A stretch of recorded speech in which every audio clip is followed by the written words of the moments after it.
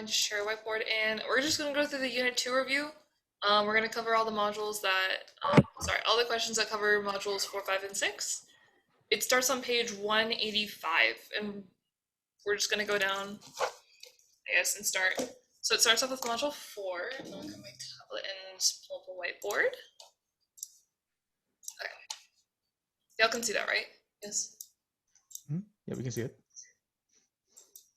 Yes, you can? Let's see. Can the students see it? Because I can see it.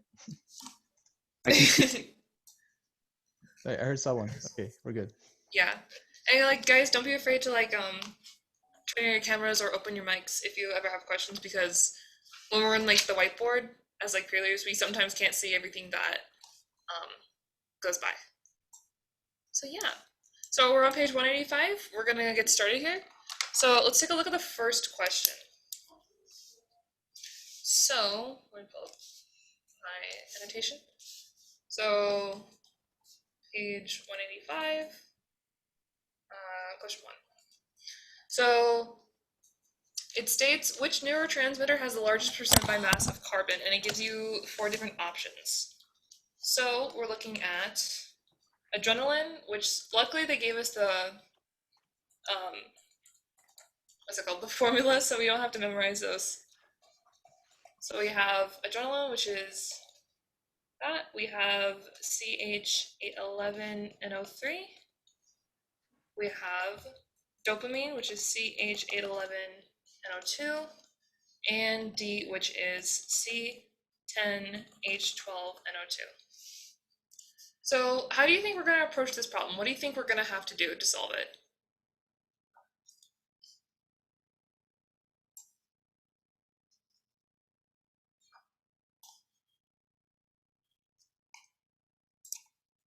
Anyone?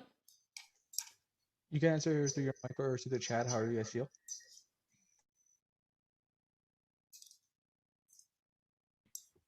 Find the total mass for each of the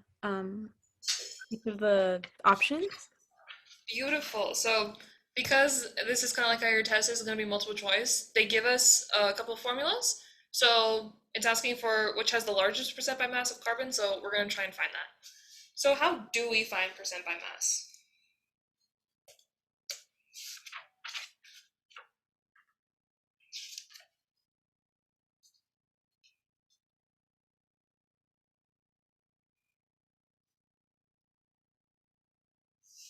Anyone know?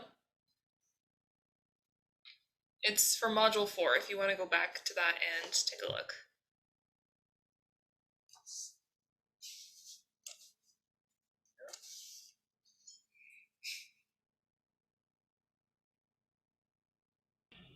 It's the number of moles times the molar mass over the total mass of the compound times 100, right?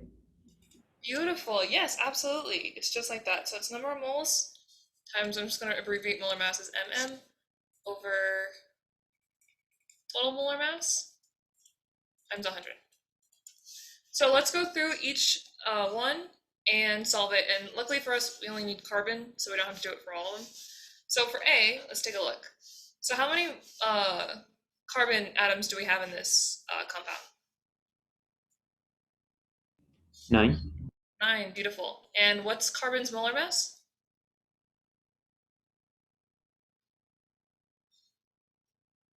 12.011. 0.01. Yeah, let's just abbreviate to that. Perfect. So now we have to divide it over the total molar mass. How do we find total molar mass?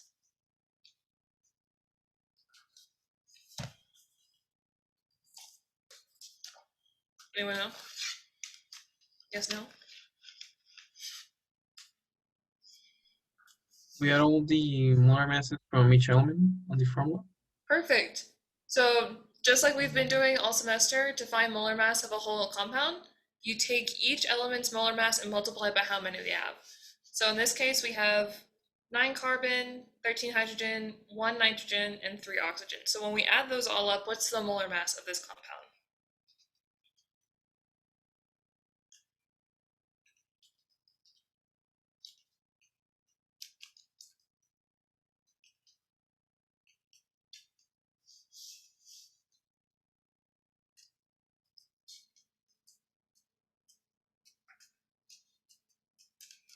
Anyone know? 151.2. Cool. Did everyone else get that? Yes, no? Y'all look so quiet today. Yeah, tired. Long day. It is a Tuesday, I will give you that. It's Tuesday before the exam. So Alright. So, I don't know. I would check that molar mass again. Yeah, I was gonna say, I don't know what you got, Ellen, but I got 183.174. Does that Basically. sound right? Close enough. Yeah. Just make sure like you are double checking how many atoms you have of each element. Remember, if there's no subscript, it's implied that there's a 1 there. And also make sure if you're like putting it into your calculator, you do it correctly, because sometimes the calculator follows the PEMDAS rule and it might do something weird. So this is, we have number of moles times our molar mass of the element. This is our total molar mass, and when we divide this, let's just do this part real quick. What do we get?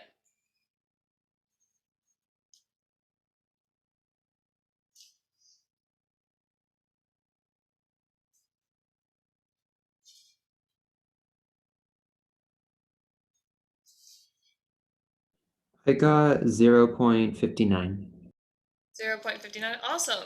And now we can take this, multiply it by 100, which essentially just moves the decimal space 2 to the right. So we have 59%. Cool. So that's how we find the molar mass of a certain element in a compound. Let's do it for the rest of them. So, I'm going to switch a different color. So how many carbon do we have in this compound? 8 moles. Awesome. So we have 8 times our molar mass of carbon over the total molar mass. We're going to multiply this by 100. So the total molar mass is what?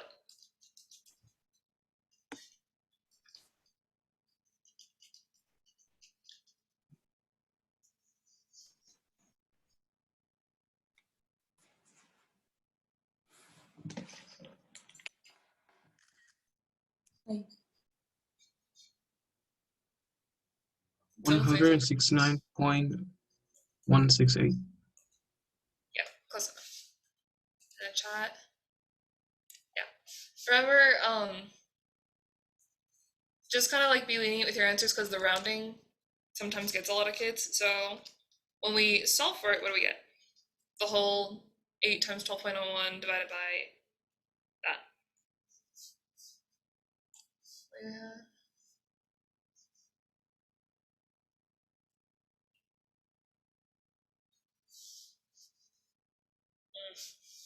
Yeah.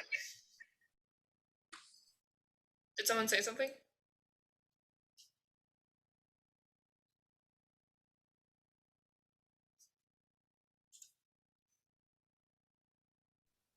I got 0.568.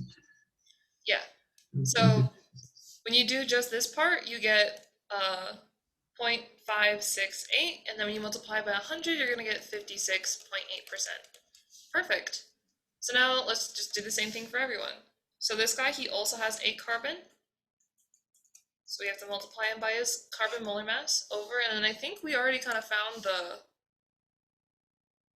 one for C, right? Did someone already say it? Yes, they said it in the chat. Is it right? Looks like it. Yes, it is. It's 153.175. 75. Perfect. So when we multiply this by 100, what do we get?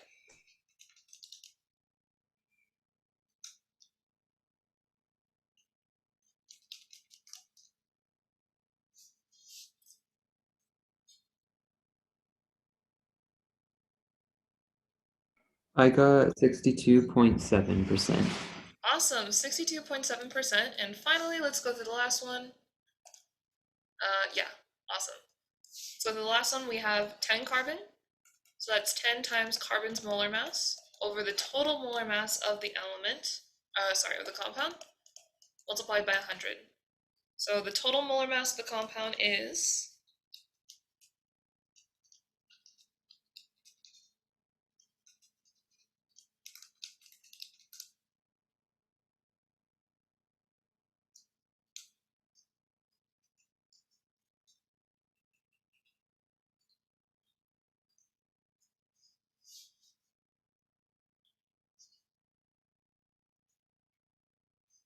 do we know? Yes, no. Okay. Like, there's Christian's answer. Oh, okay, yeah. Sorry, I can't see the chat. But yeah, that's totally right. It's 178.17, and then as a total answer, yeah, 7, I believe.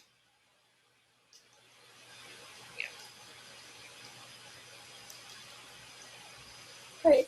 Awesome. So if we're looking for the one that has largest percent by mass, after you find all the masses of each one, you can find that D has the largest percent by mass. Does that make sense? Awesome. So I'm going to clear this and we can move on to the second one if we want. So the second one, it's not tricky, it's just a little brain twisting. So it says, which of the following do not have the same empirical formula? So can someone define empirical formula for me?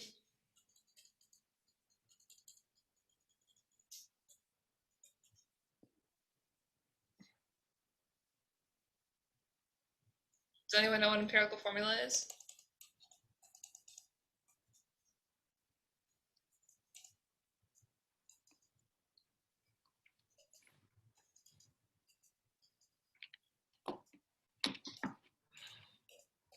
Anyone want to take a guess? Most of you are my students, y'all should know this.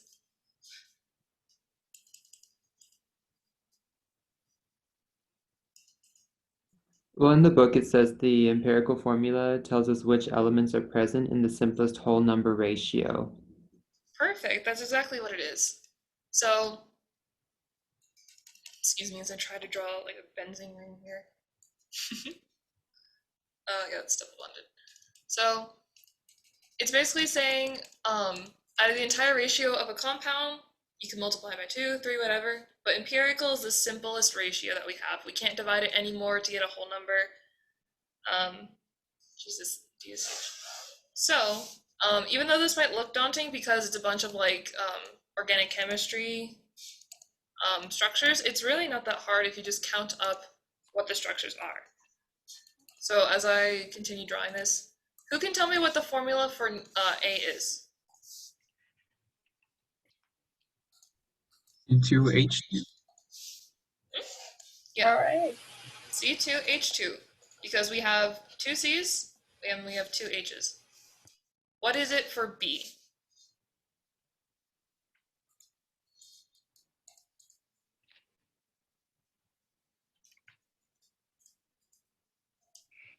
You just count up how many hydrogens there are, how many carbons there are. C5H6. Yes, awesome. And for C? C6H6. C6H6. And for D? I know my drawing is horrible. I'm not an artist. C8, H8. Perfect. So, as you can see, we found the molecular formulas for each of those ones. And let's find the empirical formulas. So, sorry, I was redrawing that too. So, what would the smallest ratio of whole numbers be for A? What can we divide it by to get a smaller number? Can we just divide by 2? Yeah, divide by 2, and we would get these 2 cancel out, these 2 cancel out, and we get CH. All right, what about C5H6? Is there anything we can divide it by to get a smaller ratio of whole numbers? Did someone say no? I couldn't hear him. I said no. Okay, don't be afraid. Yeah, you're right. That's the smallest it can go. We can't divide 5 and 6 by the same number to get anything else. Let's just double check though. What can we divide by this to get the smallest whole number? I see. 6. Yeah, obviously this would be 6, and it becomes CH. And this guy would obviously be 8. You can divide him by 8 and get CH. So all these guys would have the same empirical formula, and B would be the odd one out. Awesome. Okay. Sorry. Cool, let's move on. Go on question 3. So it says ethane C2H6 reacts with oxygen gas and carbon dioxide and liquid water. If 2.5 milliliters of water was produced, how much ethane gas was combusted? Awesome. So they gave us a bunch of things. They told us that we have a reaction of ethane and oxygen gas and water, and it creates carbon dioxide gas and liquid water. That's pretty funny. Brooke, the water wouldn't be a reactant. Did I not read that correctly? Just I stick see. out the water. Sorry. See, even I need a break. I'm not even doing this test. Yeah, let's see this is sketches. Cool. And we know if 2.5 milliliters of water was produced, how much ethane gas was combusted. So what do we have to do to solve this problem? What do you think we're going to have to do?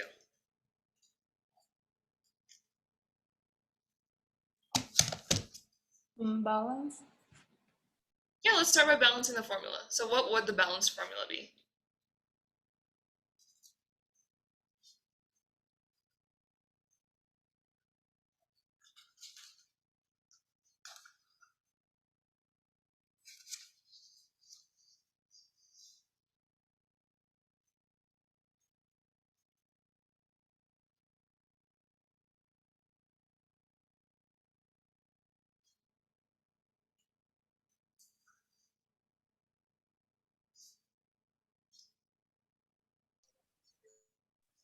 So how can you balance this reaction if it's not already balanced?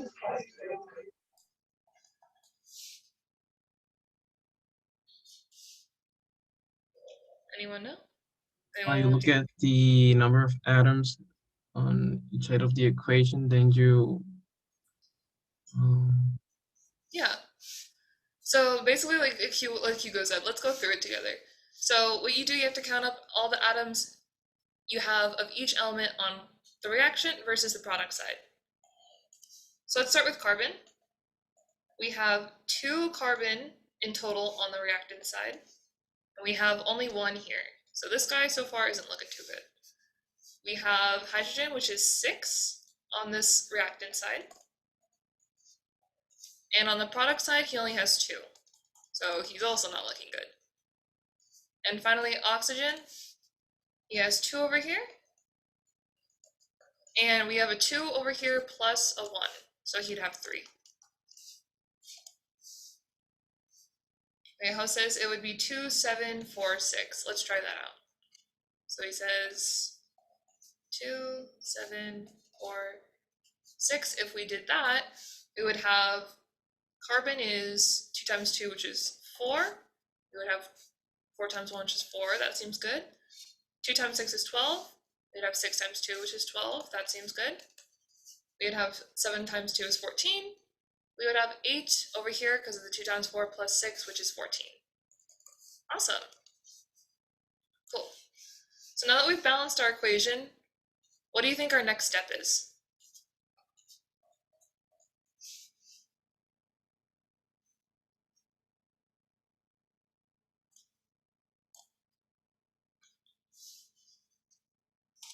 Anyone want to take a guess?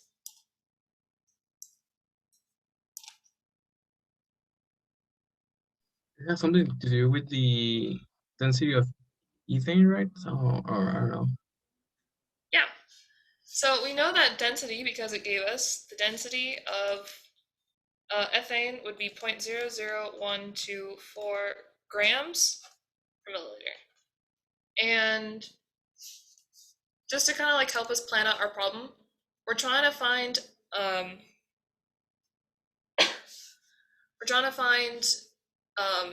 much ethane gas we have, given that we have 2.5 milliliters that water was produced and the density. So, what do you think we can do with this information?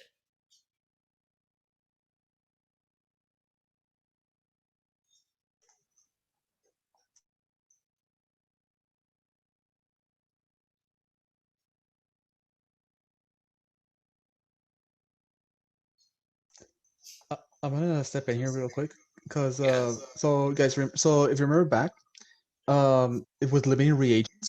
It's the opposite, where instead of trying to find how much product is made from an amount of reactants, we're trying to see how much reactant was used in with the amount of product we got. In this case, we got 2.5 milliliters of water. The workbook likes to have you memorize certain things about water specifically, especially when it comes to its properties. So one of them being density. So a quick note, always note that the density of water is always 1. So every 1 gram per milliliter. So the amount of milliliters of water is always going to equal the number of grams of water, and vice versa. So if that's the case, how many grams of water did we make from this reaction with the information it gives us? 2.5? Exactly, 2.5. So if we have 2.5 grams of water, how can we figure out how can we figure out how much ethane we made in terms of mass? How can we work our way towards that?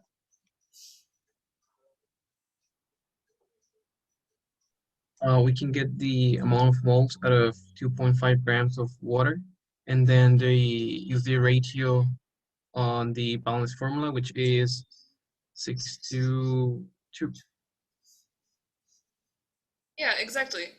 So if we have 2.5 grams of water, we know that we're going to go from grams water to moles ethane to grams ethane. It's just like we've been doing, grams to moles to mole to gram. So we have grams water on the bottom because we want to cancel it out, or moles on top. And what do we put on the bottom? And what do we put on top? 2 and 6. Oh no. Huh. How do we convert something from grams to its moles?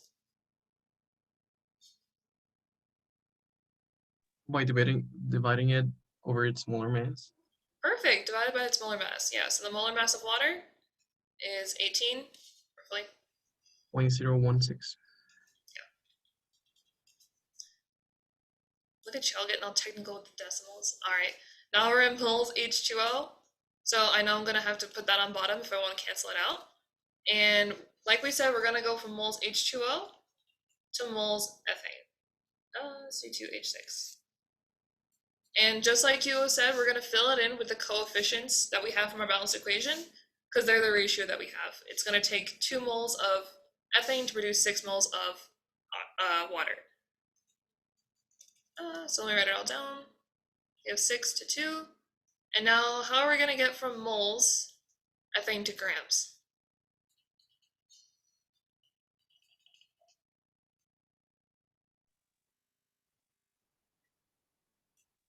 By multiplying it by the molar mass of ethane.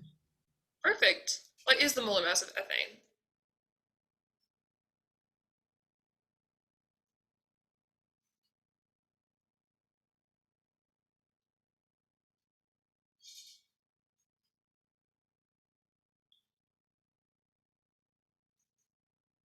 Three 30.068. Is that what you said? Yes. Okay, cool. My speaker's being a little weird, so sorry if I can't hear someone properly. So if we just take a quick look and we go back through everyone, we're going to see that our grams cancel out, our moles will cancel out, we got a moles ethane, and those will cancel out. We left with grams ethane. So when we do all this math, we multiply everything across the top, multiply everything across the bottom, and divide. What do we get?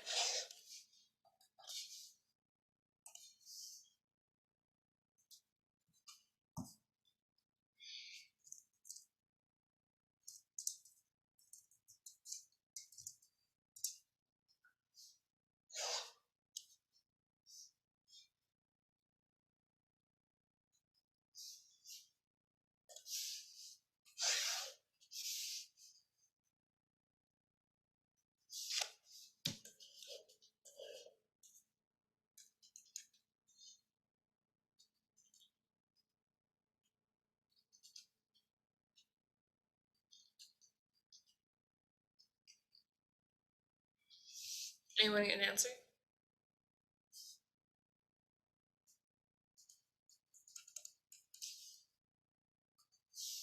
Crazy. You got 50.068. Did everyone else get that?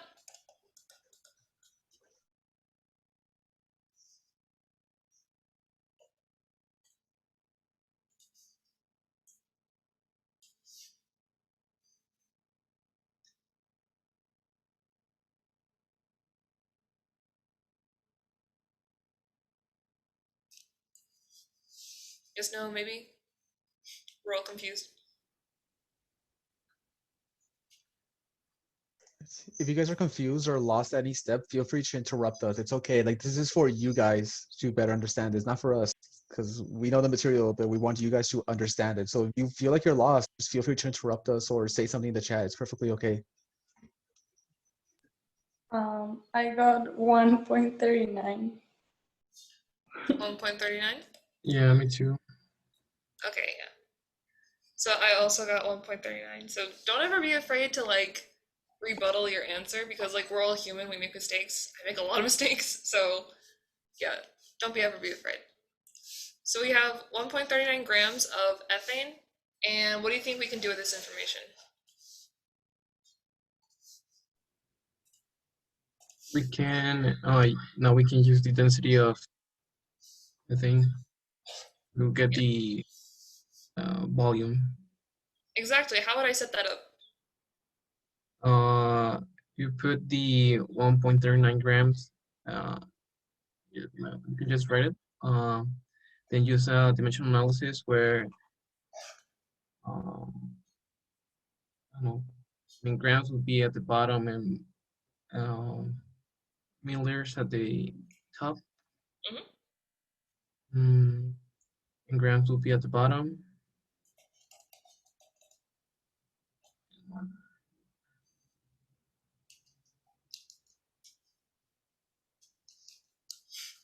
Everyone sounds like so skeptical that they don't know what's going on.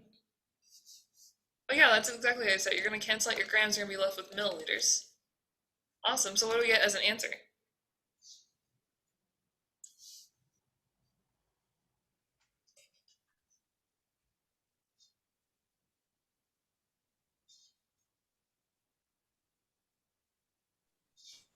I got 8,120.87. Yeah. I'm just going to round it to 1,121. Okay. And this is the right answer. The only thing is, right now it's in milliliters, and if you look at all of our answer choices, they're in liters. So we're going to have to quickly convert this into liters real quick. This is the squiggliest line I've ever made. So one more dimensional analysis. We got to put milliliters on bottom to cancel it out and liters on top. And we know that we have a ratio of 1,000 milliliters to 1 liter. So what is our new and final answer?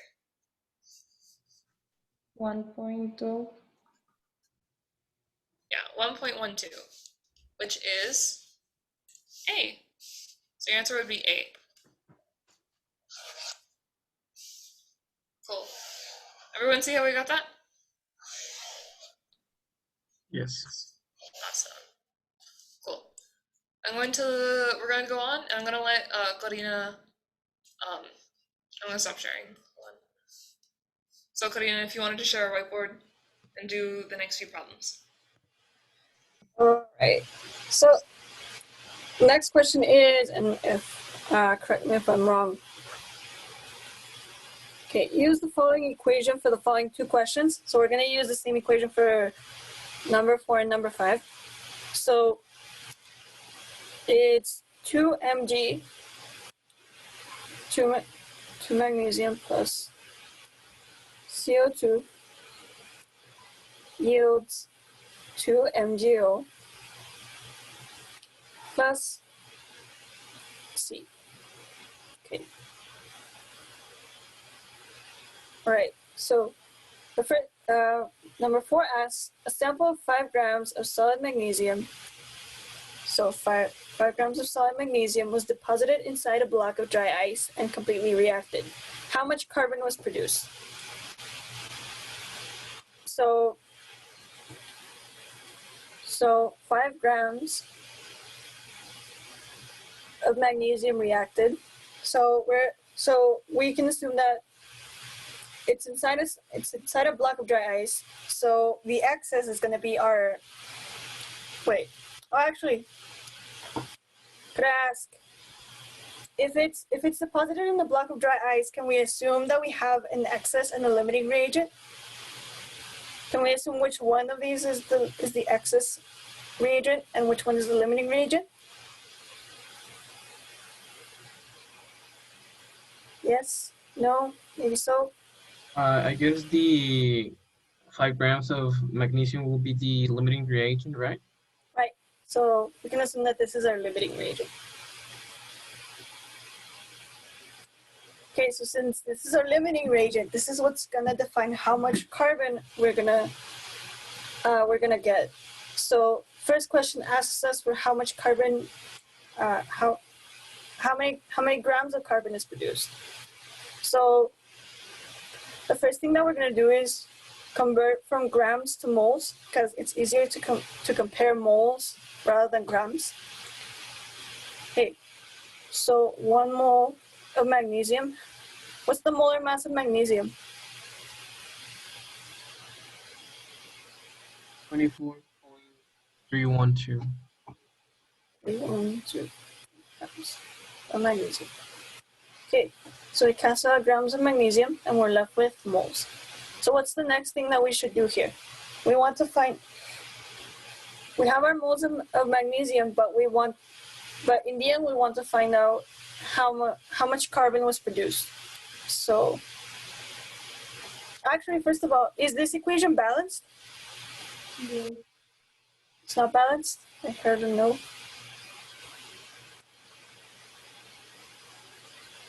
Okay. It is It balanced. is? Yes. But I Okay. have a question. What's up? Why in your calculations why don't you use the 2 before magnesium? Could you repeat that? Sorry? Why don't you use the 2 for your calculation? This too? Uh-huh. We're gonna use it right now, actually. So we're just gonna use it right now over here. Okay. So why do you guys think we're gonna use the 2 that Luisa just pointed out? How are we gonna use it? We're gonna compare the ratio of the magnesium and the carbon. Right. We're gonna use the ratios between the magnesium and the carbon. So what's the ratio? So what's the ratio of carbon to magnesium? Is 1 to 2. 1 to 2, right? So for every mole of carbon, we have 2 moles of magnesium, and we want to cancel out the moles of magnesium. Okay. How many moles of carbon? I was about to say calcium. How many moles of carbon do we have? 1. Okay. We converted the 5 grams of magnesium to moles. And then we're going to convert, what do we get from that?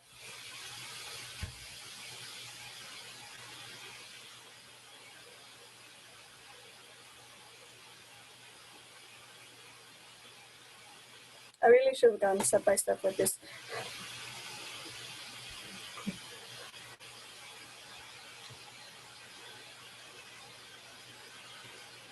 How many moles of magnesium did we get from this first step?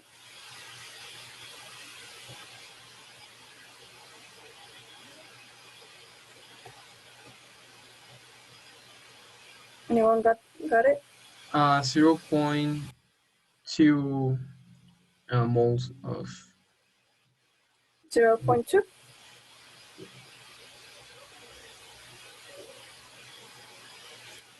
All right. Everyone agree with this? Everyone got this one? Yes. Okay. About 0.2. How many? Okay, so you take these moles of magnesium, and then you convert it to moles of carbon. For every 1 mole of carbon, you have 2 of magnesium. How many moles of carbon do you have? 1. 1? Right. 0.1.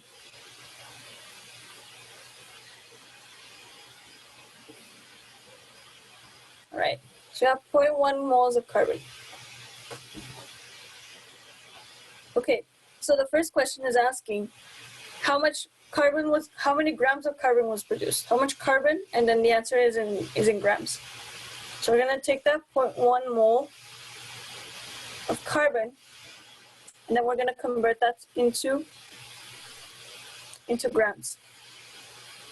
So for every 1 mole of carbon, how many grams do we have? How many grams of carbon do we have? 0.01. 0.01. So how many grams of carbon do you have?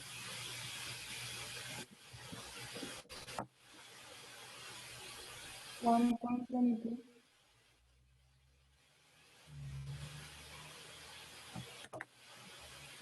Right. Does everybody? Okay. No.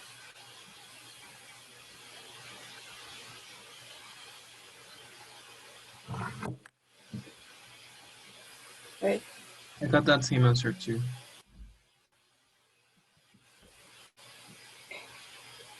I got 1.235. Let me check that. No. I got the same thing as you did.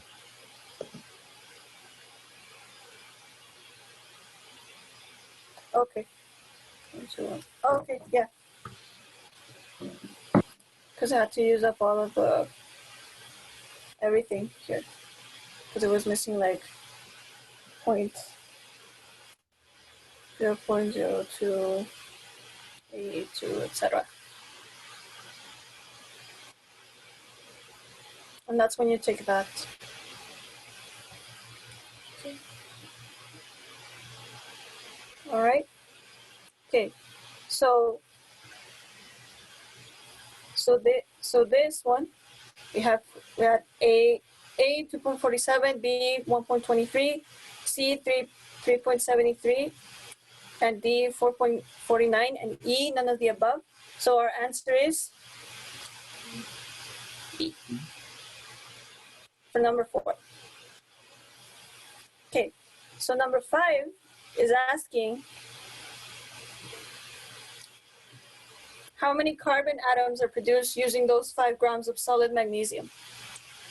So something that we can do is that since we already calculated how many moles of carbon we have, or how many grams we have, we can just either take the 0.1028 moles of carbon that we already found out. We can just convert it to atoms. So how do we convert moles to atoms? How do we convert? Avogadro's number? Avogadro's number, right? Do we multiply it? Yeah. Right. What's Avogadro's number, guys? 6.2.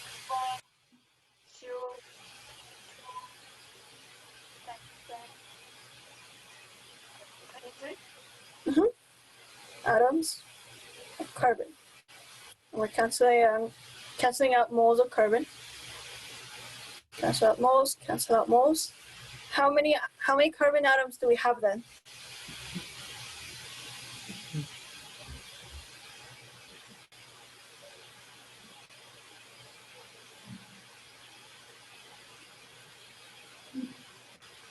6.19 times 10 to the 22.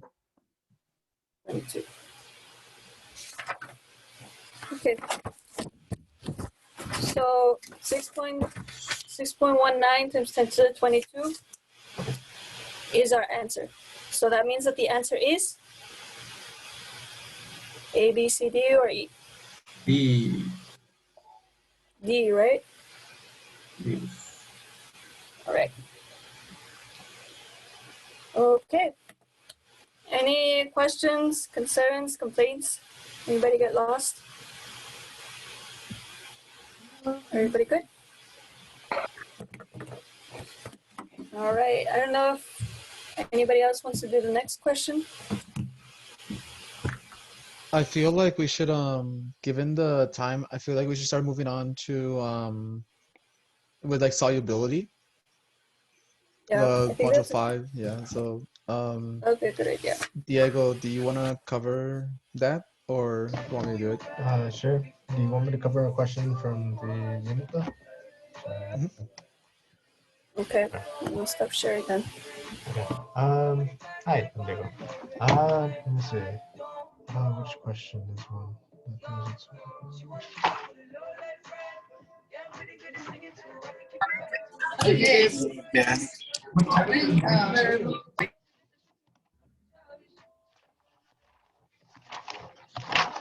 guys, which question? Deals with solubility, whatever. If you want to make up one, that's fine as well. Because just like a basic precipitation. Hold up. Let me get the old review sheet that I'll have for Dr. Something. You can use one of the questions on the end of semester. Number 17 does deal with solubility. Like it's more of a like it's like a critical thinking one almost. So you want to do that one, number 17, page 188. Hold on. I found the I have the exam 2 questions for Dr. Selfe, and his questions are pretty good. Oh yeah, those are good. Mm-hmm. I'm just opening it. If it would open, that would be very appreciated. Also, Leo, your voice seems pretty soft right now, so I don't know if you can like I don't know adjust the sensitivity for that. I can't really change my settings much.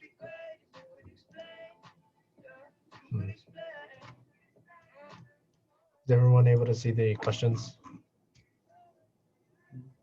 Yes. Okay, cool. All right, let's see. The first one's actually pretty good. So this first question that we have, it says we have a 50.701 milliliter sample of water, and it has an unknown amount of, wait, hold on. Let me just read it. Okay, yes. It has an unknown amount of magnesium ions in it, and to quantify the magnesium ion content, we add lithium carbonate to it. And then the solution became cloudy and white solid particles were formed. To make an excess of lithium carbonate, to make sure an excess of lithium carbonate was added, it was added until no more particles were formed. So basically until there is no more reaction happening. So the solid was filtered and separated from the liquid and then dried. And then the mass of the dry solid was measured out to be 0.03397 grams. And we're asked to calculate the molarity of the magnesium ion of the original solution. So this is a pretty wordy question. It's a pretty lengthy question as well. But first of all, what do you guys think should be my first step? By the way, I'm going to be asking a lot of questions. I really need water.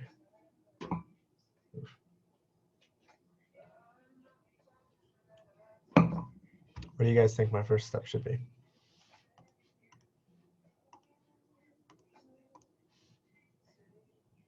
Like write down the equation or the. Yeah, we have to have an equation, right? So how do I get started with my equation? What do I have in my reactant side? Let's start off with that.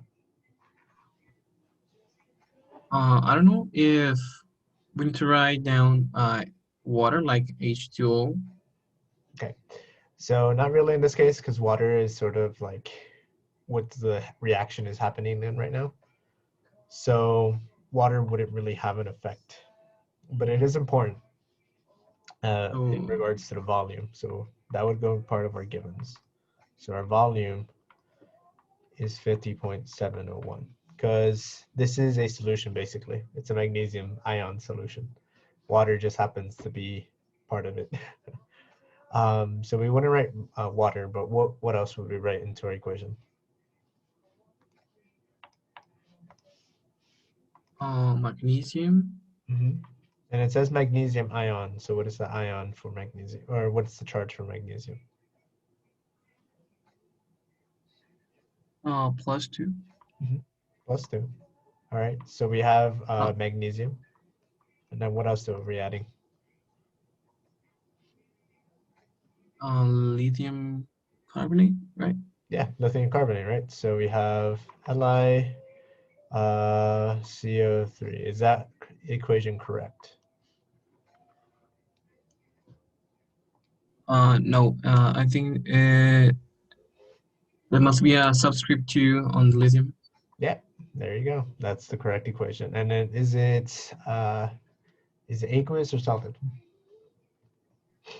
Aqueous. Yeah, it's aqueous, right? Okay. So we have our reactants. Now, how do we know what our products are?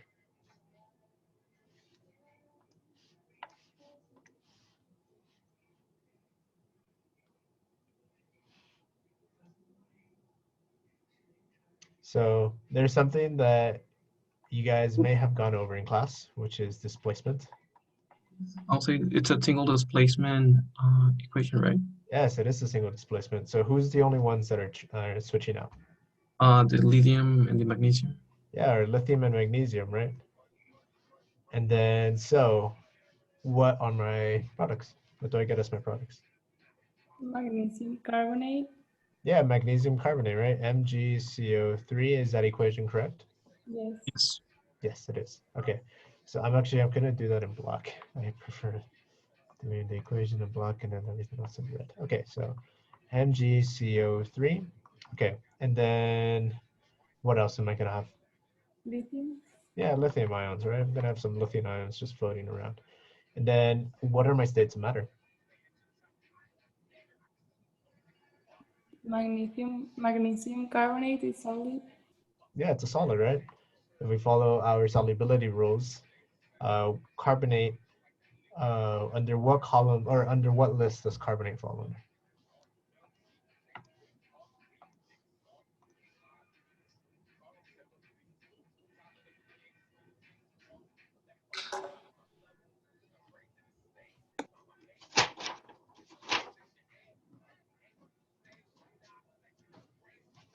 So the what out of this formula, out of this compound, what makes it insoluble? Carbonate. Yeah, the carbonate, right? The carbonate makes it insoluble.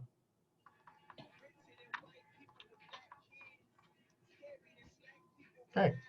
All right. And then what about my lithium? What is my lithium?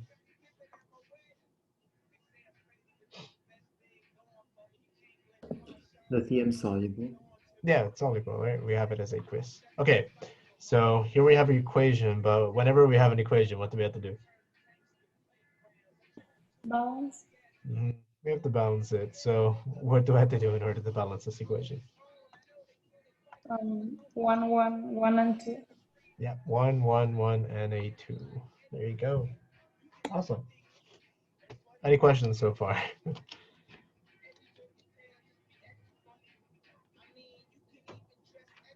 No? Everyone's groovy? Okay.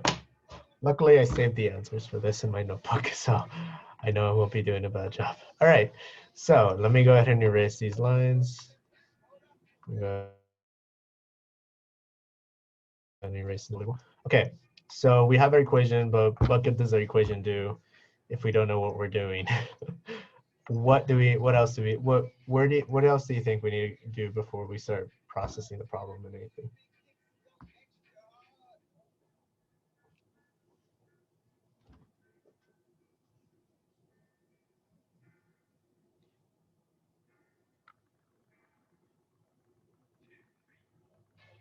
What should I start doing? Or what should I do?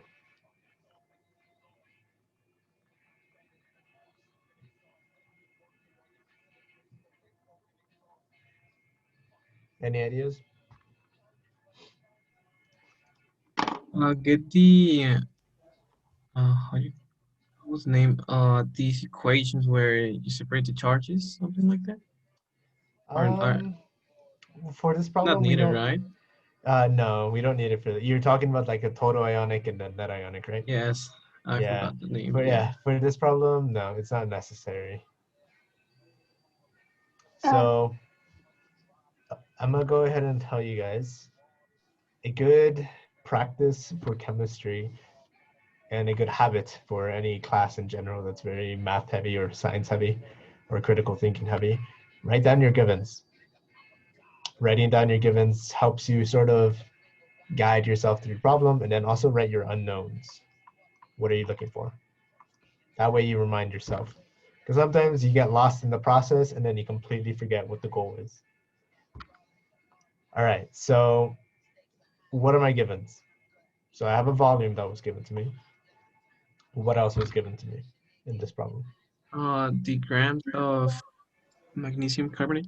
Yeah, the grams of our dry solid, right? We already found that out. That's our magnesium carbonate. So our mass of MgCO3 is 0.03397. Okay, and what am I looking for? Molarity The molarity The molarity of what? of magnesium. of magnesium. Yeah, just magnesium, right? Of my magnesium ion. So this is basically the short-term version of magnesium concentration. Okay, so we're looking for a molarity. That's the most important part. Before we start jumping, what can we do with the information given? Convert the grams to moles. Yeah, we can convert our grams to moles. So I have 0.03397 grams of magnesium carbonate. Then where am I going to put my 1, by the way? Top or bottom?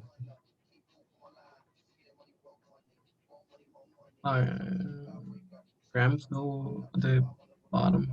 Yeah, grams go on the bottom, and then my moles go on top. Moles of MgCO3. All right, and then can I get someone to tell me what the molar mass is, please? I have 84.32. Okay, and can I get someone else to second that, please?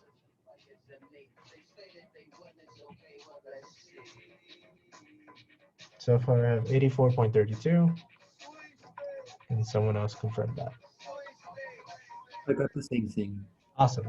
All right, so we have, okay, so we do our conversion to moles. What's our next step? The ratio.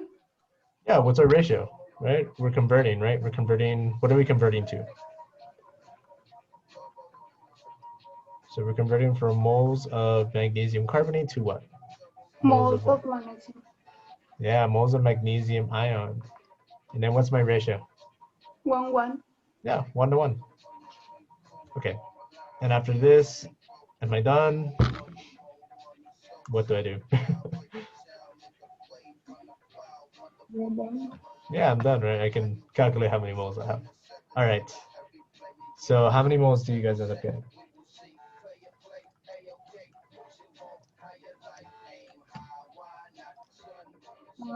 I have 4.02 times 10 to the, I think it's wrong. You get a small number, don't worry. To -4, right? Yeah, Okay. -4, right? And what's my unit? Moles of magnesium. Yeah, it's moles of magnesium. Awesome. I'm glad you guys said what you're working with. All right. So yeah, 4.02 and 10 to the -4 moles of magnesium. All right. I have moles. How do I find my concentration? What equation do I have to use? Moles of liter over liters. Yes, moles over liter, right? Moles over liter gives you molarity. What does that mean about our volume right here? What do I have to do with that? We have to Convert. Yeah, And then what number is this converted into liters? 0.057. Yes, 0.050500701. Yeah, pretty lengthy. Okay. And then do I have all the necessary information to find my molarity? Yes. Yes, I do. All right. I have my moles, I have my liters, I'm goody, I'm Gucci. All right, so what ends up being my molarity when you plug it in?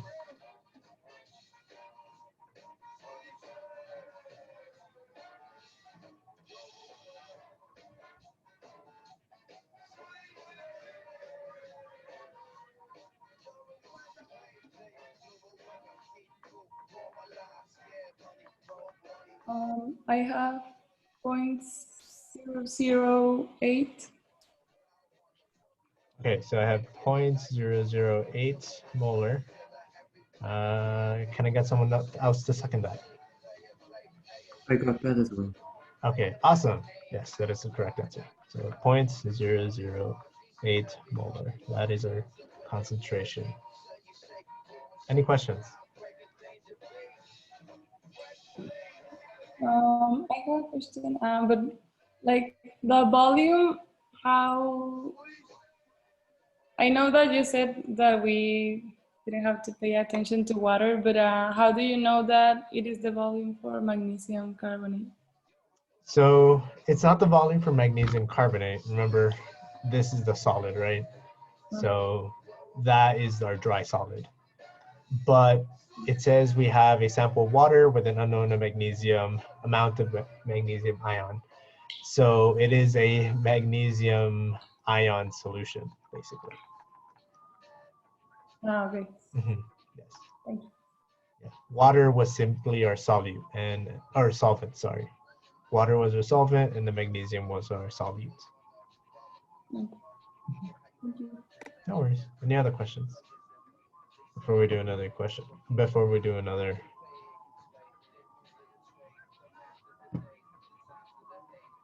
Everyone good? And take that you all quiet and you all get it. All right.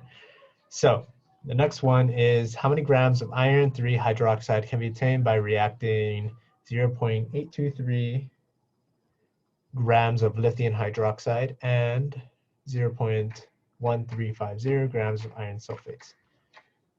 So what type of problem is this already? Or can we deduce what type of problem this might be?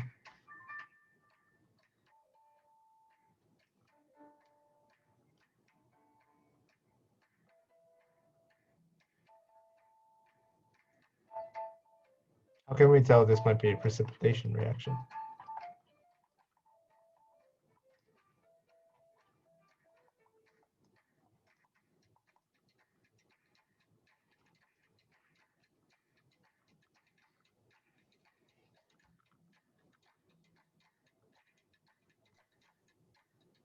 Because it is a acid-base reaction. Not really. Well, we have a base here. We have lithium hydroxide, but is iron 3 sulfate an acid? It is not. No, it isn't, right? So it can't be an acid-base reaction. So what is the one way we determine if it's precipitation?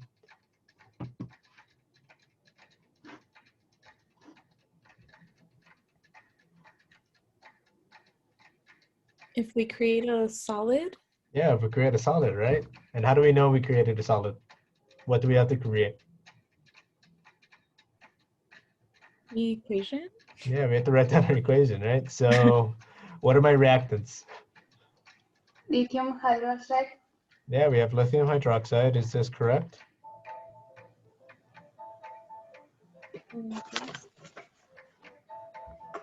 Yes. Yes, that is correct. And then is it aqueous or solid? Is it soluble or Aqueous. insoluble? Yes, it is aqueous. It is soluble. So we have lithium hydroxide, and then we have iron 3 sulfate. So iron sulfate. Is that correct?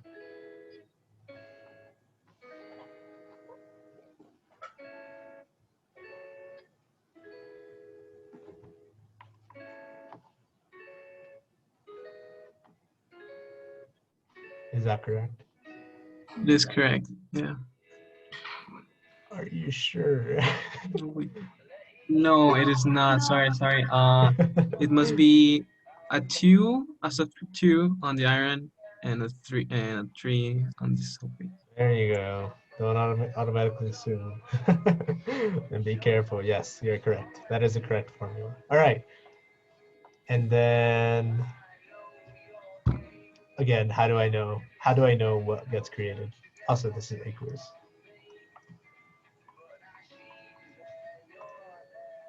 How do I know what I make? Displacement. Yeah, displacement. How do I? Who goes with who? Lithium with sulfate Yeah, or lithium with their sulfate.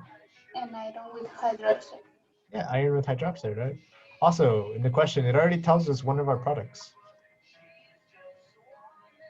Iron 3 hydroxide. So we know we're doing a good thing. So we're doing the correct steps. All right, so iron 3 hydroxide. So FeOH plus lithium sulfate, LiSO4. All right, I'm done, right? In iron hydroxide is subscribed to it in Iron 3 hydroxide, what is it missing? the 3. Yeah, 3, right? 3 subscript on the hydroxide. Okay, and then what about my lithium sulfate? The 2 in the lithium. Yeah, the 2 on the lithium, right? All right, so yeah, that is correct. All right, is iron hydroxide soluble or insoluble?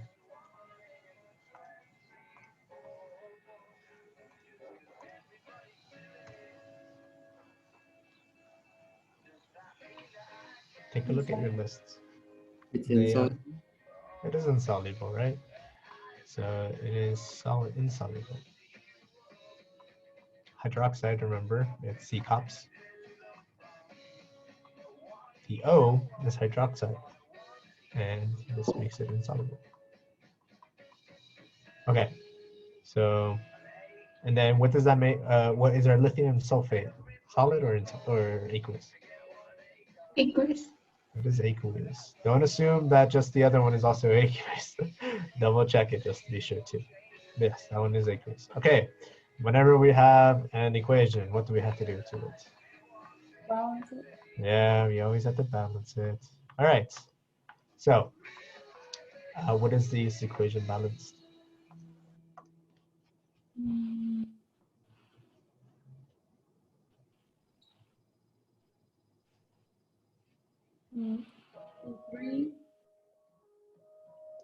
Okay, so do you guys want me to do the process with you, or you'll tell me the numbers?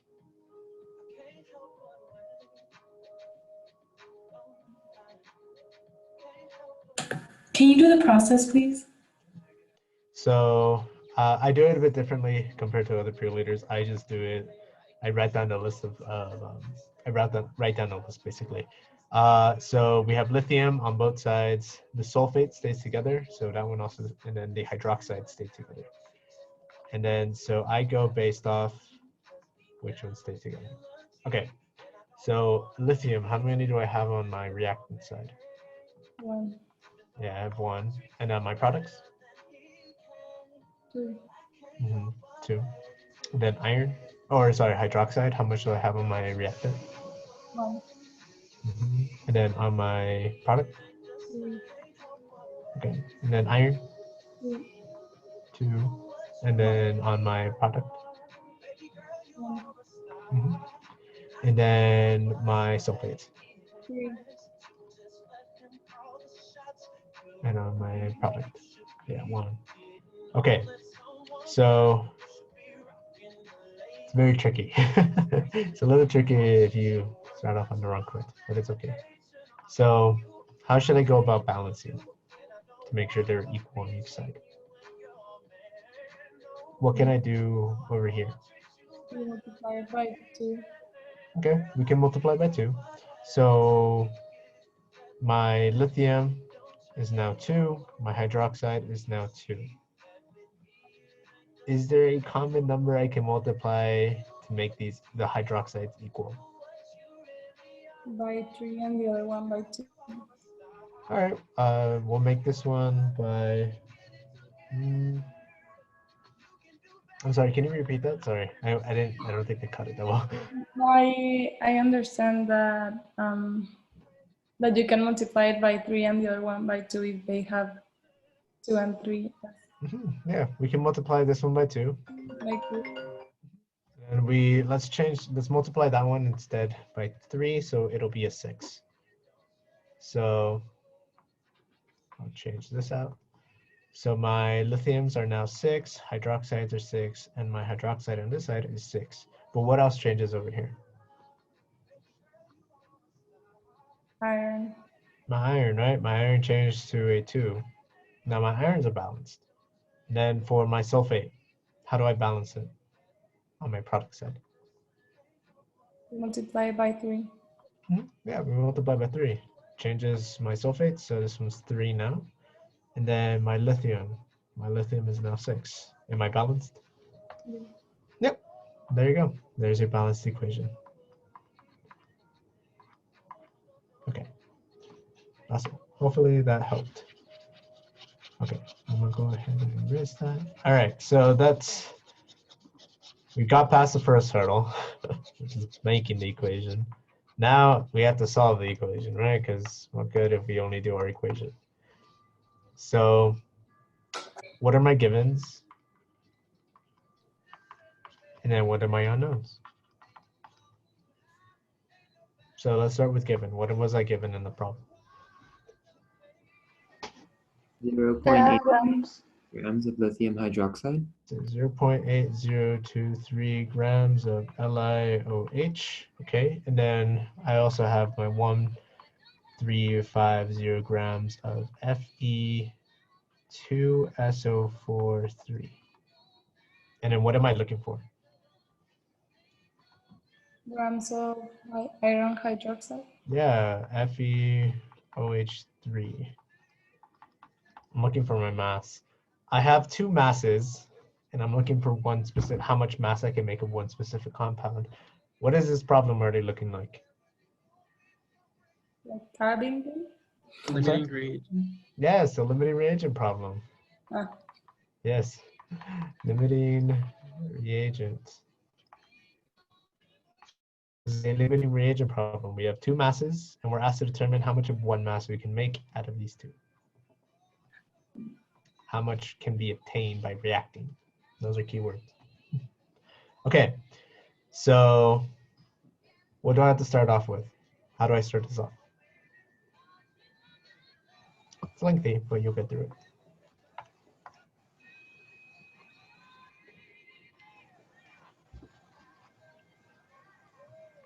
Convert the grams to moles. I have to convert my grams to moles, so I have 0. Oops, sorry, I'm wrong. So I'm gonna do that in red. Okay, so 0.8023 grams of lithium hydroxide, and I'm converting to moles of lithium hydroxides. Grams go to the bottom. So what is the molar mass of 1 mole of lithium hydroxide?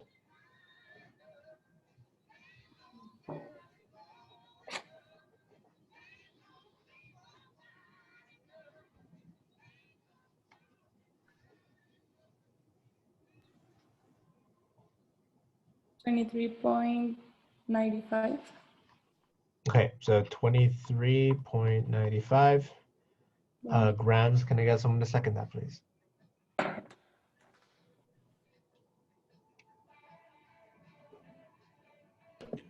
got the same thing. Awesome. All right, so 23.95. And then what's my next step? Ratio? Yeah, my ratio. What am I converting to?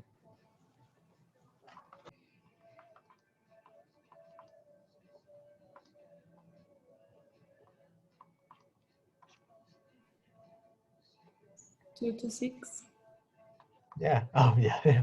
Well, not 3 to 6. 3 to 6 is for lithium sulfate. No, 2. Oh, sorry. Yeah, sorry. I misheard. Yes. Yes, sorry. Yeah. So 2 to 6. That is our molar ratio. And then we'll go ahead and stop here for now. And then, so for our second one, So you have 1350 grams of Fe2SO43. Okay, and then follow the same process. I'm rushing through it because we are slowly running out of time, unfortunately. SO43. And then can someone give me the molar mass for iron 3 sulfate?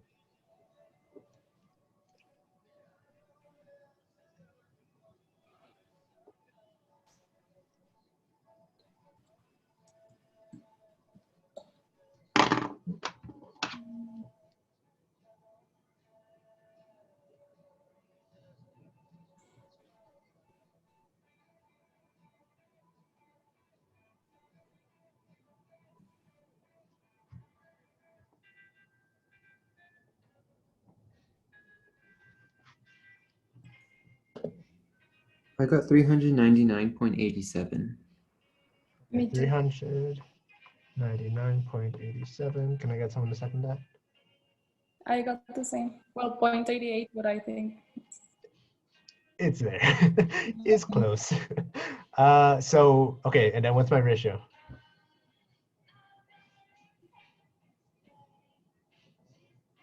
2 to 1. Yeah, 2 to 1. So 2 to 1. So 2 moles of FeOH3.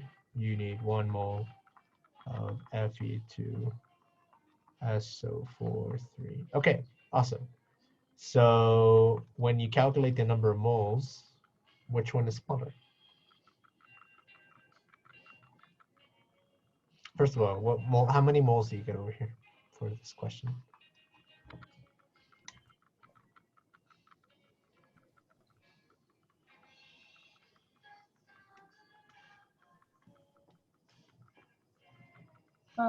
For the first one, I have 0.011.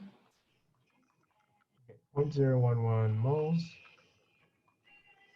of FeOH3. And then for the other one?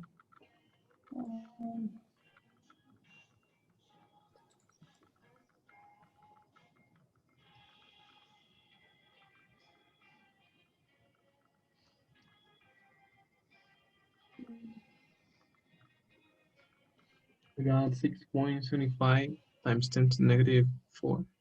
Okay, so 6.75 times 10 to the negative 4 moles of FeOH3. Who is our limiting reagent? The second one? I'm sorry? Iron 3 sulfate. Yeah, iron 3 sulfate, right? This is our limiting reagent. So, did we answer a question? No. No, right? We're looking for our mass. So, now what's the final step?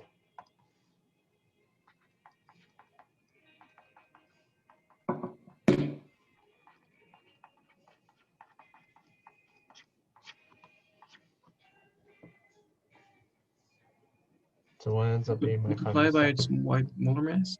Yeah, to convert back to grams, right? So 1 mole of FeOH3.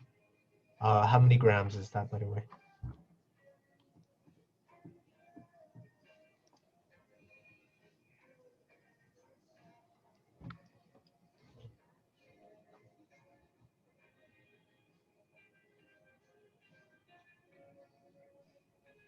I got 0.049 grams of iron hydroxide.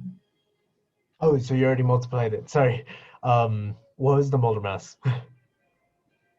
that you used? Of iron?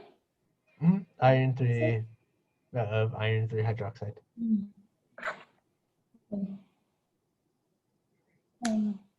Oh no, I got. Wait.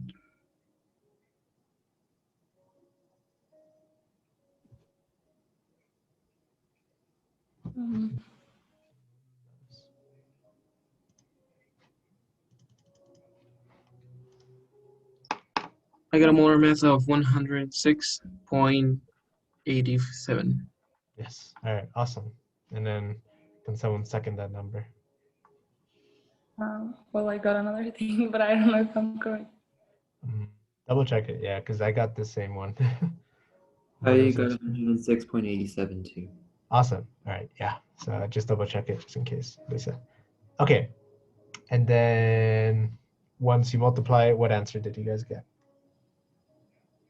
0.072 grams of oxide. Yep, and that is the correct answer. Awesome. Any questions?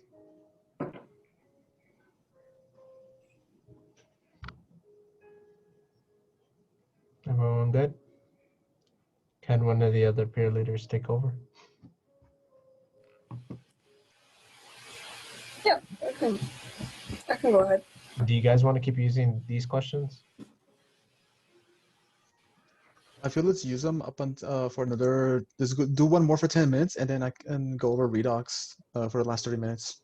Yeah. All right. It's up to you. Pick one. I'll be right.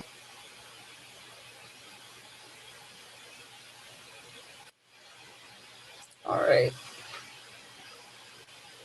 Okay, I think we can do just these. Yeah, so Gordon, if you can do those, I can do redox at the very end, or once you finish. Right. Sounds good. These are fairly quick.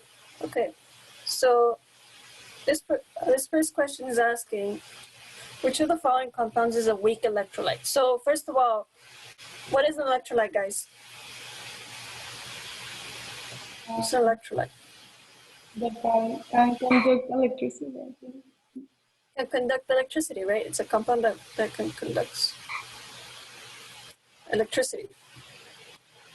So what's the difference between a weak electrolyte and a strong electrolyte?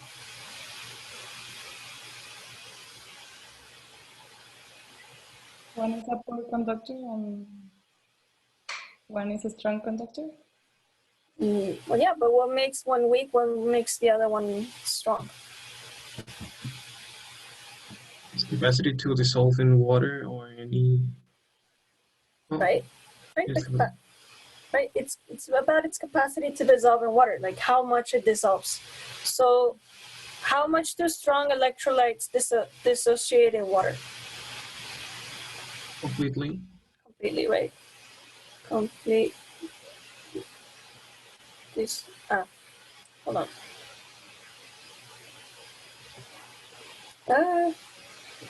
Yeah, dissociates completely. What about weak electrolytes? Partially dissolves in the water. Right, partially dissolves in water. Dissolves. So, does anybody know what that means? Like, why is it partially dissolving? What happens if it's only partially dissolved?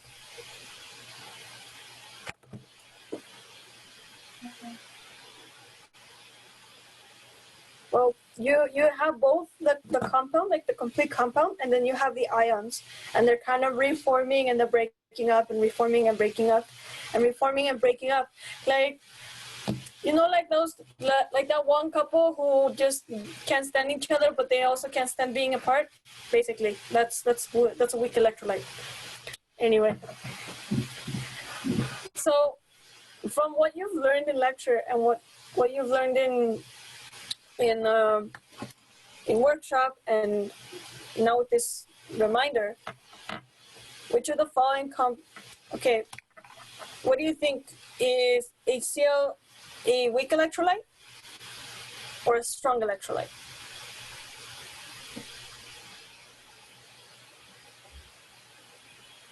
Strong electrolyte? It's a strong electrolyte, right?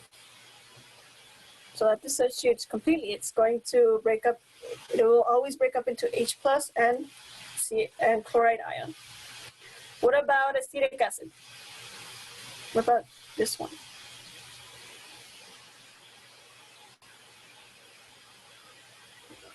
Okay, Jose is saying weak. Everybody agree with I that? also think that it is weak. Yeah, that one's a weak one. So this one is always gonna be like going back and forth between acetate and the protons, and it's going back to acetic acid. So it's going acetic acid, acetate, proton, etc. So it's going back and forth, back and forth, back and forth. What about glucose? Is that a strong electrolyte? Is that a weak electrolyte? Is it an electrolyte at all? It's a non-electrolyte. It's a non-electrolyte. What makes it a non-electrolyte? I don't know, but I remember Brooke told us that every carbohydrate is a non-electrolyte. So if you have, what kind of bonds does glucose have? Does it have ionic bonds or does it have covalent bonds?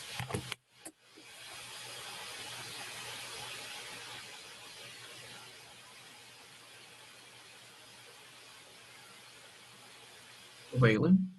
Covalent bonds, right?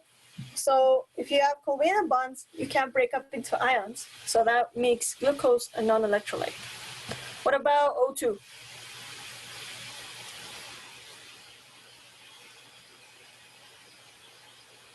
Is that a strong electrolyte, a weak electrolyte, or a non-electrolyte? It's a gas, right? So if it's a gas, can it conduct electricity in solution? All right. No. All right. It's a non-electrolyte. Also, it has covalent bonds, so it won't break up into ions when it's in solution. What about NaCl? Is it a strong electrolyte or a weak electrolyte or a non-electrolyte?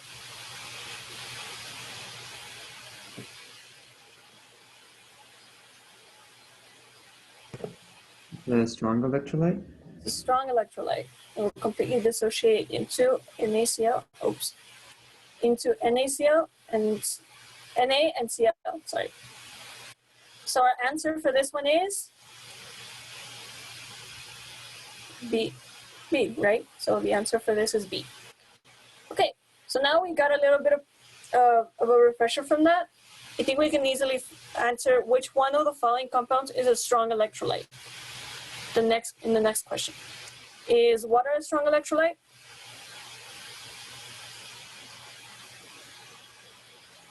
Nope. Nope. All right. Is CH3OH an electrolyte? A strong electrolyte? No. Nope. What about CH3, CH2OH? It is not. It's not, right? What about HF? It is. Are you sure about Wait. that? No. So, oh, by the way, just a little thing. If you guys memorize the strong acids, there are 7 of them. So all the strong acids are strong electrolytes, and they will completely dissociate.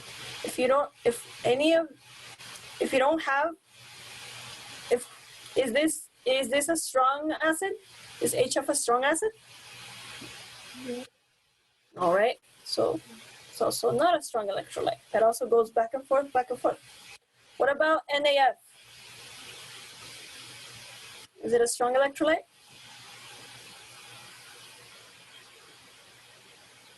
Yes. Yes. All right. It's an ionic compound.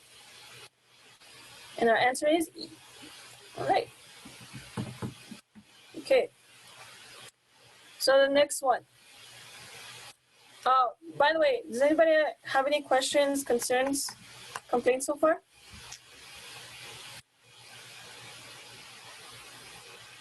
Okay. Okay, let's go to the next one. Based on the solubility rules, which of the following will occur if solutions of CuSO4 and BaCl2 are mixed? Okay. So how do you guys think we should approach this? How can we approach this, guys? I'm gonna erase it because it's getting messy. So I have CuSO4 aqueous and BaCl2 aqueous, right? What's that gonna make? What's that gonna produce? What is produced in this reaction?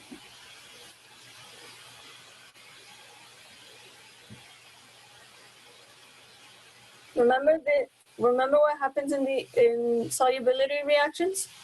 Like where a precipitate reaction happens? There's a double what? Double displacement, right? So what goes with what? What goes with what? Barium with sulfate and copper with chloride. Barium with sulfate and copper with chloride, right? Okay. So, sorry? No, sorry, it was my computer with the time. So.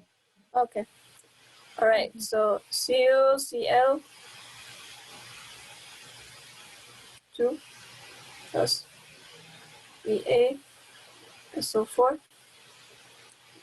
Okay. Right. So based on your solubility rules, okay. Well, yeah. Based on your solubility rules, which one of these is going to be the product? The precipitate. Are these gonna precipitate at all? Yes, barium sulfate is a precipitate. Yes. Barium sulfate. Okay. Everybody agree with that, right? Barium sulfate. Okay. And then, so that means that copper chloride is Aqueous. aqueous. Okay. All right. So since this is our answer. Sorry, se me escapa en inglés. CuCl2. Which one of these is going to be correct? Which one is going to be the right statement? See? Right. BaSO4. BaSO4 will precipitate. Cu2 plus and Cl are the spectator ions. So our answer is C. Right. So that was fairly simple. Hopefully that was fairly simple. All right. Guess I'm gonna pass on. This is not. Oh wait. Yeah. There's still one more solubility one. Let's do just this one real quick. And then I'll just pass on the mic to you, Alan. All right, just one more for solubility. Based on the solubility rules, which one of the following compounds should be insoluble in water? Is NaCl insoluble in water?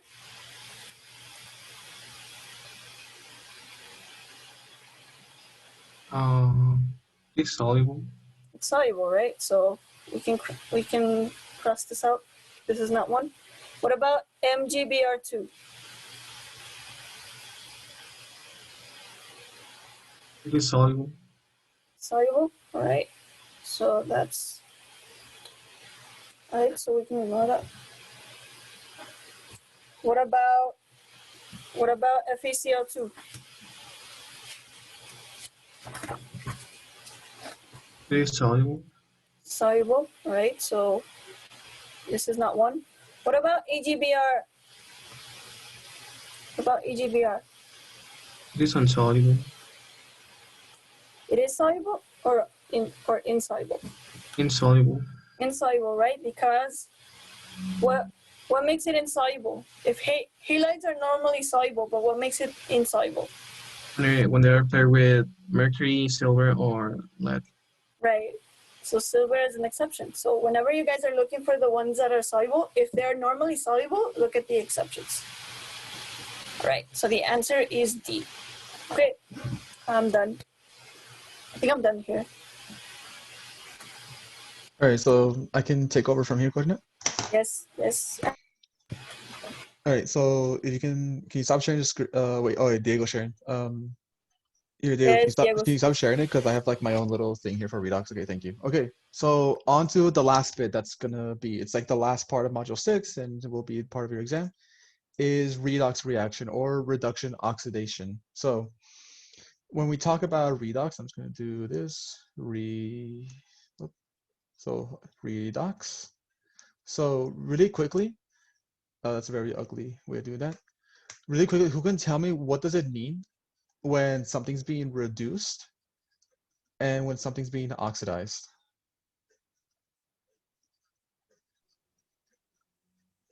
So When something is oxidized, it loses electrons, and when it's reduced, it gains electrons.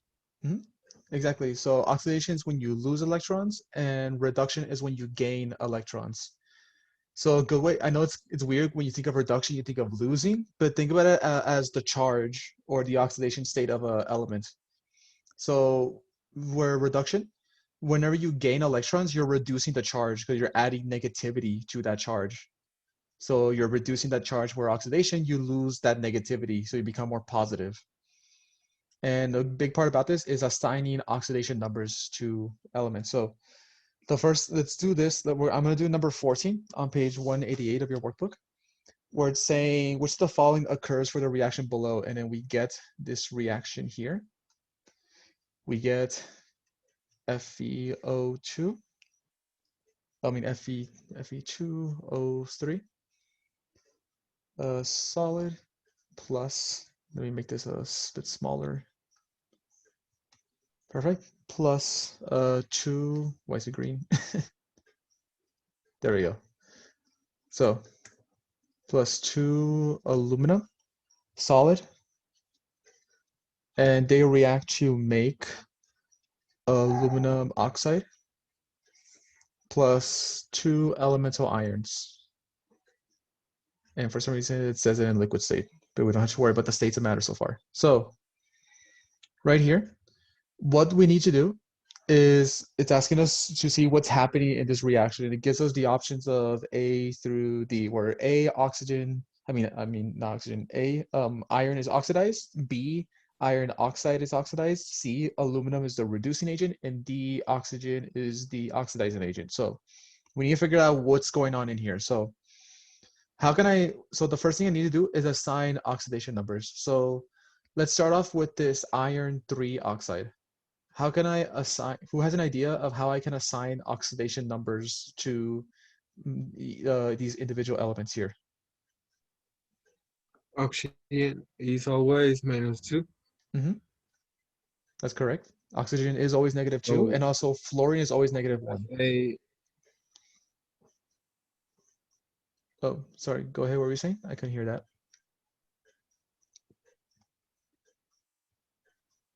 So iron +3.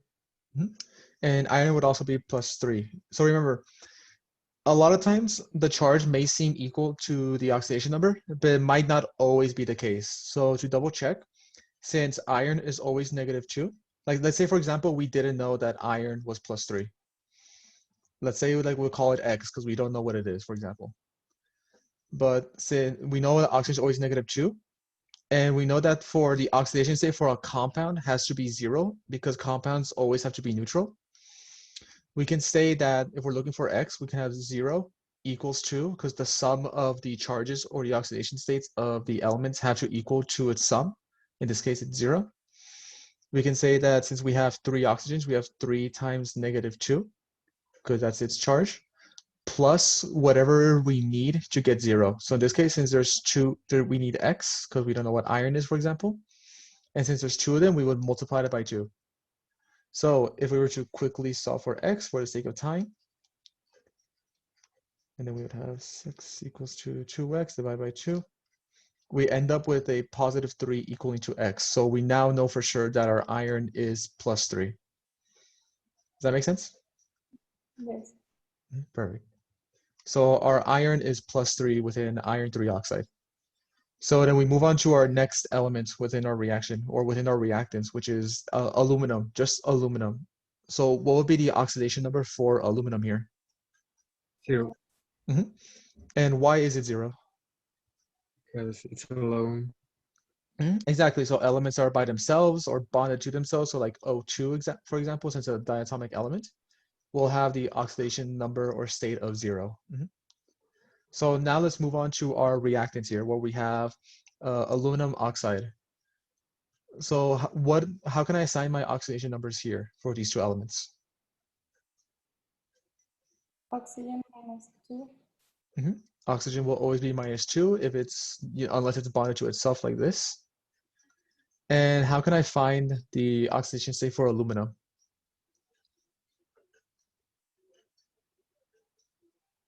+3. But why is it +3? Because -2 times 3 is equals to -6, and you have two aluminums. So You are on the right track, yes, in terms of its charges, but do keep in mind that the charges won't always equal the oxidation number. And to do that, just to double check to make sure, since this, the compound is, it's a neutral compound, it would equal 0 as an overall charge. So, and say, for example, we didn't know what aluminum is, just like the iron. We would label this as X, for example. So then we would have 0 equaling 2. We have three oxygens since they're -2. So 3 times -2 plus whatever aluminum is. So since we have 2 of them, we multiply that by X. Because let's say, for example, we didn't know what aluminum was at the moment.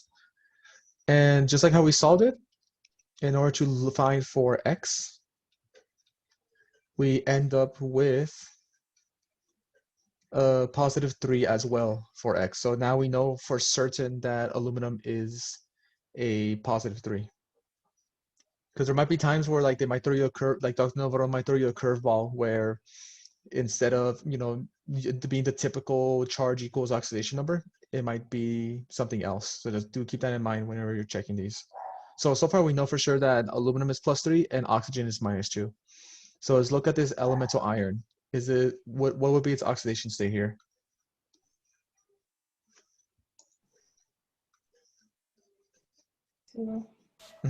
It would be 0, right? Because like the same thing we did with aluminum earlier, it's by itself, so it would be oxidation state of 0. So the next thing to do, I'm sorry. go ahead. So for those that are by themselves, I was reading like in the rules. I was a little confused because it says ions composed of only one atom. The oxidation number is equal to the charge of the ion, so that wouldn't apply to It that? wouldn't apply because it's not ionically bonded. Because remember, you only get charges with ionic bonds. So if we look here with iron 3 oxide and then aluminum oxide, are these ionic or covalent bonds?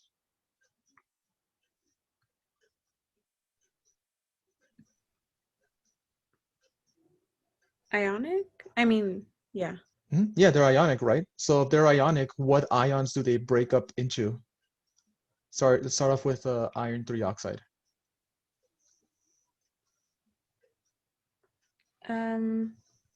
Fe with a +3. And then oxygen, the -2. Exactly, right? So sticking with the example of the iron 3 oxide, since they break off into one atom ions, then by that rule, then technically the charge would equal its oxidation number. The reason I kind of stated earlier to assume this is as X is because you never know, because there might be an exception or a problem where that might not be the case. Oh, okay. Thank you. No, you're welcome. Are there any other questions or anyone else confused about how we're going along with this? I'll take that silence as a no. So let's move on to the next thing. Next, we have to identify what's being reduced and then what's being oxidized. So let's start looking over at, let's look at the iron. So if we look at iron, we see that it goes from a +3 to a 0 oxidation state. So it went from a positive to a neutral. So what does that mean? What do you guys think it means? It gain electrons. It gained electrons, right? It went from positive to neutral, meaning some negativity got added onto it. So if it gained electrons, then let me quickly move my pen around.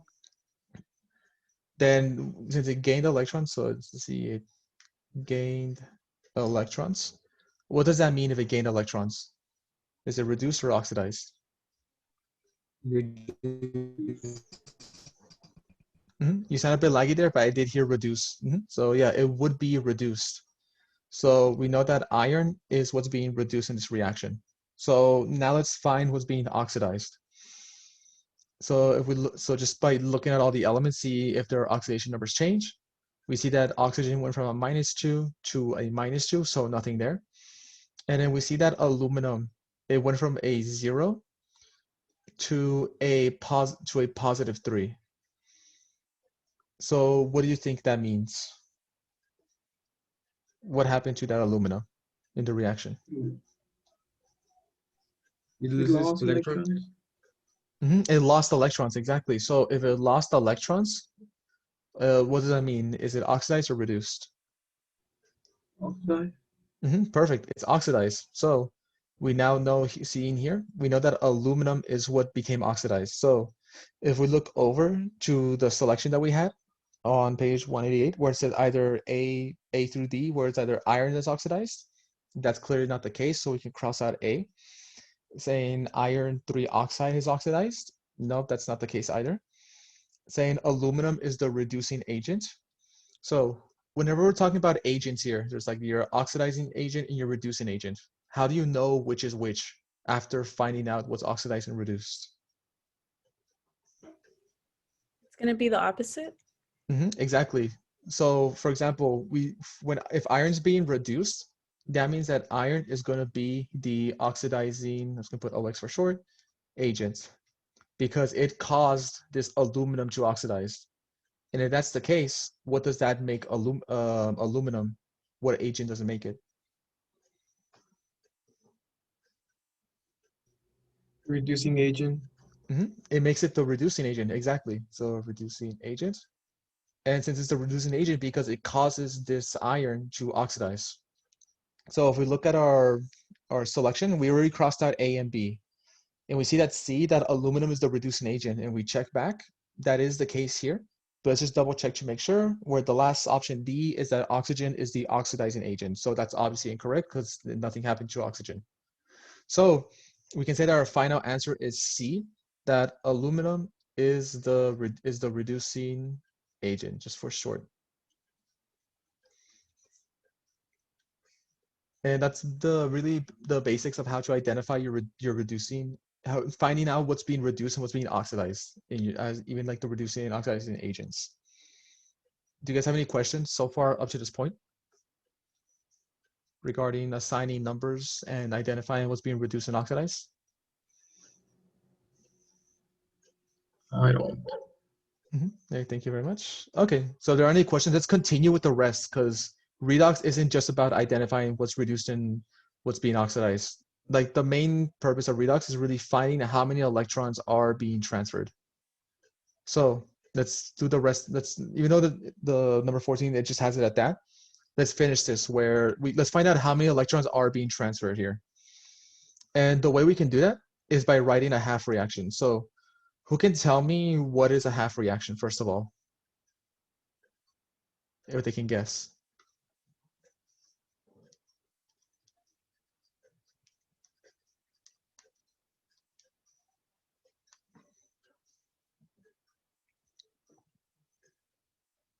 It is the equation to determine how many electrons are being transferred in the problem. Exactly, perfect. So they're the reactions that they're half reactions. It's literally in the name. It's half of the reaction telling us how many electrons are transferred between what's being oxidized and reduced. So let's start off with iron. How can I write my half reaction for iron without including electrons? How can I set it up here?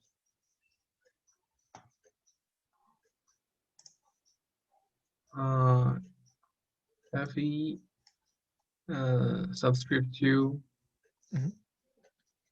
with a charge of +3. Well, it's not the subscript of 2, but a coefficient of 2, because since there's 2 iron, and since we're only focusing on the iron, we don't have to focus on anything else. So in this case, we see that there's two iron 3 ions. So we would put Fe plus 3 and then put the correct amount that's shown in our overall reaction. In this case, we see that there's 2 iron in our overall reaction. So we put as a coefficient as 2 in front of the ion because it's iron 3 ions right now in the reactant side. So we have that. And what will be next? How can I finish up my half reaction right now? Or not That finish it up. yields to 2 iron with a charge of 0. Exactly. So we see here that we went from 2 iron 3 ions to 2 neutral iron atoms. So the thing that we need to balance out here is our charge. So we went from a total. So there's 2 plus 3 charges, meaning there's a total of plus 6. And it went to a charge of 0, an overall charge of 0. So the way I need to balance this out is with electrons. And remember, electrons are negative. So you can think of them as negative numbers. So where can I put these electrons in my half reaction to balance out this plus 6 with the 0? Add 6 electrons to the reactant side. Exactly. So if I add here plus 6 electrons, this is the symbol for electron. Then if I do my overall reaction or my overall charge reaction here, where I have plus -6, positive 6 plus -6 gives me 0. So this is perfectly my reaction, or one of my half reactions for iron, which was being reduced. So now let's go on our last half reaction, or other half reaction for aluminum. So let's make this green this time. So who can tell me, how can I write my half reaction for aluminum now?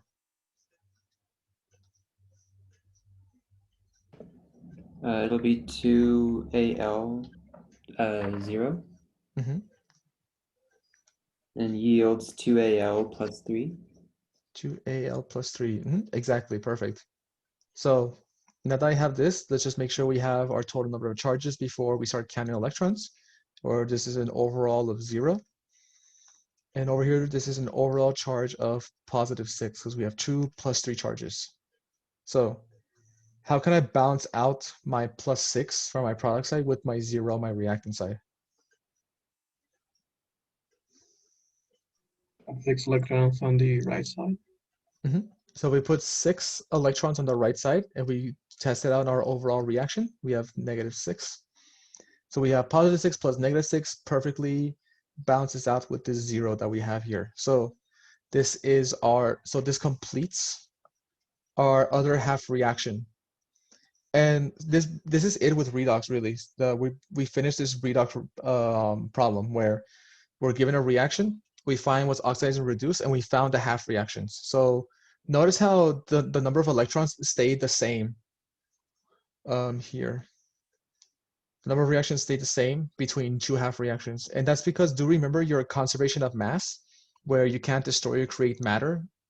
So electrons, the number of electrons stay the same within the reaction. So if you work this, after you work this out and you end up getting, say, more electrons in one reaction than in the other, then you might have done something wrong, either in your balancing of your original equation or balancing of your half reactions. So do check that out, because you should have the same number of electrons transferring between your half reactions. Does that make sense? Let's see here. How much time? Okay, we got 7 minutes. So let's do one more real quick. I just had a question for 14. The answer key shows A. So is that like a misprint? Oh, is it? I think it might have. 192 as like the answers, but like on a workshop we saw that some of the answers were like wrong. Yeah, that's usually 14. Yeah, that's a misprint. Because obviously we see here that oxygen is being reduced, and it's over there A is saying it's oxidized. So yeah, that would be wrong on the workbook itself. So the correct answer would be C. If I can draw real quick. So are there any other questions, any other concerns so far before we move on to one more example? Nope. All right, so feel free to interrupt me whenever. But let's work on, say, finding oxidation numbers for your polyatomic ions and atoms or compounds. So let's say I have, let me make this a different color. I have Cu, 2, and then SO4. So who can tell me what is the name of this compound, first of all?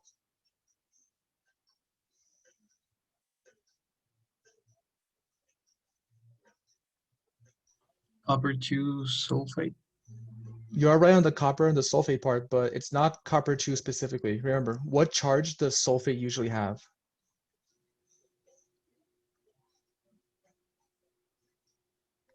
One. Not 1, but all sulfates have a -2 charge. So if this sulfate has a -2 charge, and we see that there's 2 coppers needed to balance out 1 sulfate, then that would mean that our copper has to be +1. So instead of it being copper 2 sulfate, it's actually copper 1 sulfate. So we have that. So it's copper 1. Let's see, sulfate. So now that we know that, let's start by assigning our oxidation numbers. So do we know which of these elements we know for certain is their oxidation number? Oxygen has a -2. We know that oxygen has a -2, right? So let's look at sulfur. Do we know for certain what sulfur is?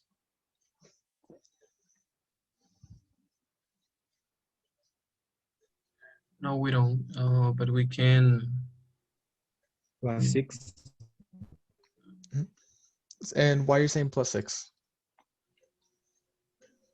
Because sulfate is always it always have a charge of -2. So you're jumping the gun, but yes, that's it. That is good. So since sulfate always has -2, and for now, since we don't know what sulfate is, we can work it out. So if sulfate is -2 and the sum of its atoms or the atom charges are equal to its overall charge, so in this case, the sulfate, since we have 4 oxygens times our -2 charge of oxygen, added on to our sulfur, since there's only 1 sulfur, it would be just +x. So if we solve out for x, we end up with a +6 charge for sulfur. So you are correct on that. So now that we know for certain that sulfur is +6, we can put it on there. And now we can solve for copper. So since we'll call copper our unknown right now, we'll relabel that as X. And how can I solve for X of my copper within copper 1 sulfate?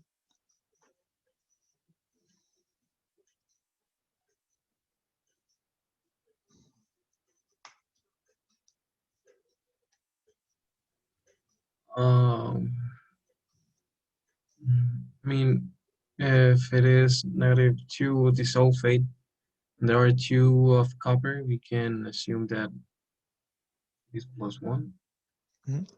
So you are right in thinking that way, because in the rule where ions ions of 1 atom, their oxidation number equals their charge. In this case, this would break out into a copper +1 ion. But remember, like, that might not always be the case. So we'll leave this +1 there, but let's say this is still X, like we don't know it, for example, just to be safe. Like, we just want to double check here. And since compounds always equal to 0, we need to get the sum of our compounds in order to solve for X if they equal to 0, which they do. So we would have 0 is equal to, we see that there's 2 coppers, so it'd be 2X plus our 1 + 6, and then plus our 4 -2s. So if we were to solve for this, it'd be that +6 plus -8, 0 goes to 2x -2. So then we have 2 is equal to 2x divided by 2. And then for certain now, we can say that our x is equal to +1. So that does support the idea that the 1 atom ion equals its charge for now. So this isn't one of the exceptions. So now we've identified all the oxidation numbers for each of the elements, where copper is +1, sulfur is +6, and oxygen is -2. Does that make sense? Are there any questions, any concerns regarding redox, or even assigning oxidation numbers right now at the moment? Any concerns, any confusion? Oh, let's see. I'll take that as a no. So right now, I'm just gonna pause the recording for. How does it affect when writing the half reaction? I mean, having a coefficient and a subscript. I think you're muted, Ellen. Thank you. Okay. So what would happen is you would have to multiply your coefficient, your subscript, because you have to account for all the atoms within your reaction into your half reaction. So let's say, for example, I had 2 iron 3 oxides here in my reaction.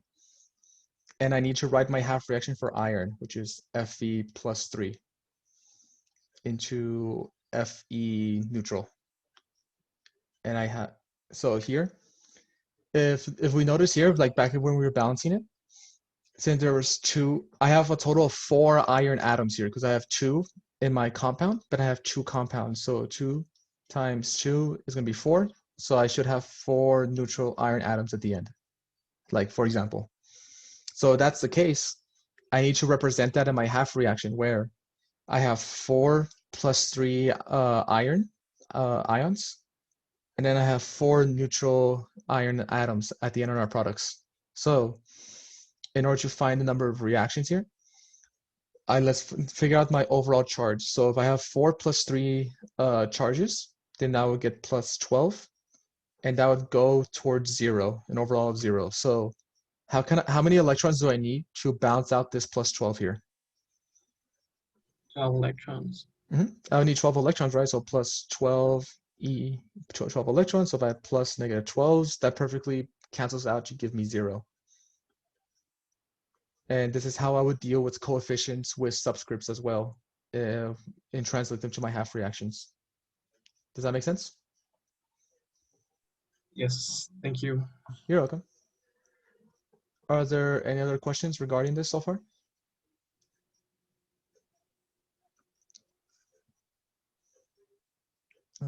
If you guys don't have any questions, you're more than free to go. The review's ended. And Don't forget, guys, the Professor Noveron is allowed